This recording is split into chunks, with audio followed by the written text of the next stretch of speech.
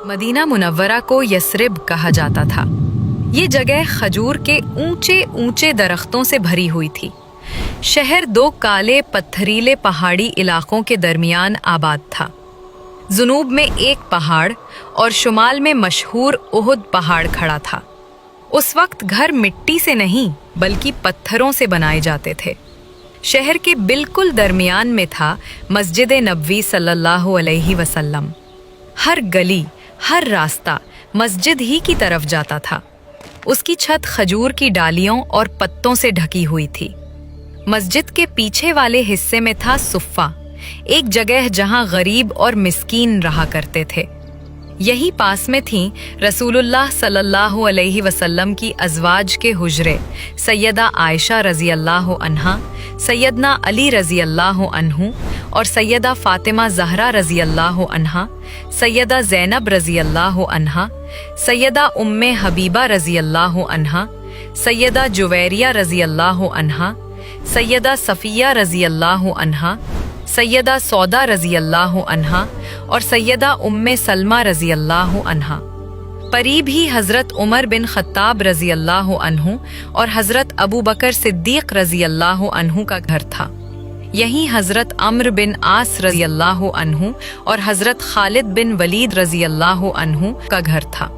शहर के मशरकी हिस्से में था जन्नतुल बकी का कब्रिस्तान, जहां रसूलुल्लाह सल्लल्लाहु अलैहि वसल्लम के बहुत से सहाबा रज़ी अल्लाह अन्हुम और उनकी अज़वाज रज़ी अल्लाह अन्हुन को दफन किया गया।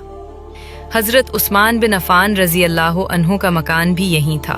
उनके दो घर थे, एक छोटा और एक बड़ा, और वो अबू बकर सिद्दीक़ रज़ी अल्लाह अन्हु के दूसरे घर के पास थे। शहर में एक और जगह मशहूर थी, सकीफ़ा बनी साइदा। यही सहाबा इकट्ठा हुए थे ताकि रसूलुल्लाह सल्लल्लाहु अलैहि वसल्लम के बाद उम्मत के लिए खलीफा चुन सकें। यही था हज़रत अबू तलहा रज़ी अल्लाह अन्हु का बाग। हज़रत अबू तलहा अंसारी अंसार के बड़े मालदार सहाबी थे। आपका एक बाग था जिसे हश्शे अबी तलहा कहा जाता था, जो मस्जिद नबवी सल्लल्लाहु अलैहि वसल्लम के बिल्कुल सामने वाक़े था। इस बाग में एक मशहूर कुआं था जिसे बैरुहा कहा जाता था, जिसका पानी निहायत शीरीन और साफ था, और रसूलुल्लाह सल्लल्लाहु अलैहि वसल्लम अक्सर उसका पानी नुश फरमाया करते थे।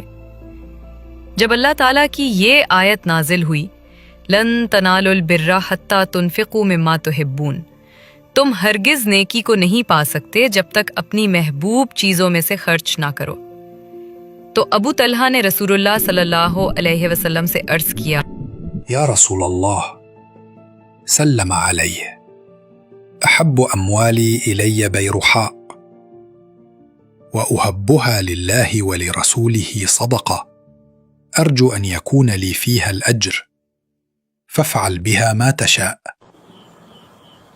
या रसूलुल्लाह सल्लल्लाहु अलैहि वसल्लम, मेरी सबसे महबूब चीज़ ये बाग़ बैरुहा है और मैं इसे अल्लाह और उसके रसूल के लिए सदका करता हूँ। मुझे उम्मीद है कि अल्लाह ताला इसके बदले मुझे भलाई अता करेगा। आप सल्लल्लाहु अलैहि वसल्लम इसे जहाँ चाहें और जैसे चाहें खर्च फरमा दें। ये सुनकर रसूलुल्लाह सल्लल्लाहु अलैहि वसल्लम खुश हुए और मुस्कुराकर फरमाया, बख बख ज़ालिका मालुन राबिह व अना अरा अन तजअलहु फिल अक़रबीन।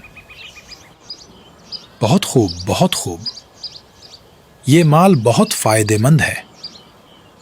मैंने तुम्हारी बात सुन ली और मेरी राय ये है कि तुम इसे अपने करीबी रिश्तेदारों में बांट दो, यही तुम्हारे लिए सबसे बेहतर होगा।